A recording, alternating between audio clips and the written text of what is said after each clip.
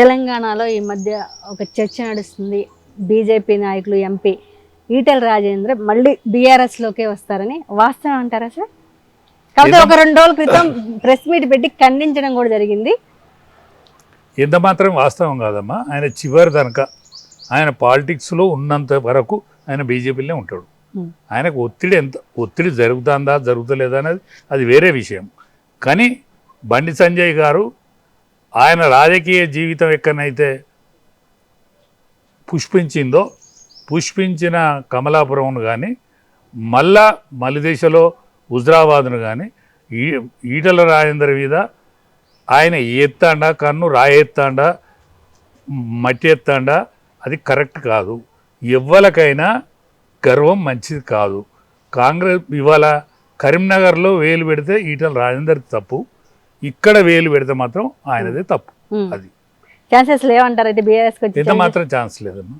ఆయనే అక్కడనే ఉంటాడు, అక్కడి నుంచే ముఖ్యమంత్రి అవుతాడు. ఒక బీసీ ముఖ్యమంత్రి అయ్యే అవకాశం ఏర్పడ్డ రోజు 3 పార్టీల కలయికతోట అయిద్దమ్మా. అది జనసేన పార్టీ నుంచి కూర్పు జరుగుతుందని నేను వింటానా.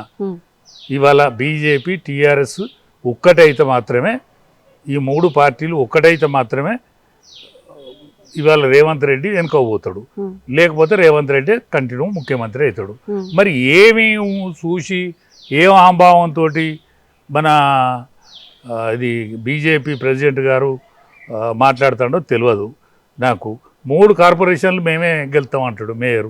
మేయర్ సీట్లు మాయే అంటాడు. మరి ఇదివరకు మున్సిపల్ ఎన్నికలలో ఏం వెలుగబెట్టిండు? తప్పులు దిద్దుకుంటాను అంటాడు. తప్పులు మరి ఇక్కడనే జరిగినాయి కదా. ఈ కాన్స్టిట్యున్సీలలో ఈ సిటీలో జరిగిన మెదక్ పార్లమెంట్ కానీ, మల్కాజ్గిరి పార్లమెంట్ కానీ, చేవెళ్ళ పార్లమెంట్ కానీ ఇక్కడనే జరిగినాయి కదా పొరపాట్లు. ఇక్కడ దిద్దుకోండి, నువ్వు ఇంకెక్కడ దిద్దుకుంటావు? ఇక్కడ నుంచి ఆయనకేమన్నా విషయం అర్థమవుతుందా? అర్థమై మాట్లాడుతాడా? అర్థం కాక మాట్లాడుతాడా? అర్థమైన వాడైతే గిట్టెట్లా మాట్లాడతాడు? గ్రామ పంచాయతీలు బాయే, మున్సిపాలిటీలు బాయే, మళ్ళీ కార్పొరేషన్లో మేము సరి అయిన సత్తా చాడతామని మాట్లాడు. విజయం వచ్చినట్టు కొట్టినట్టు జెండాలు ఊపినట్టుగా మాట్లాడు. ఆయన అజ్ఞానానికి మరో మచ్చుతునక.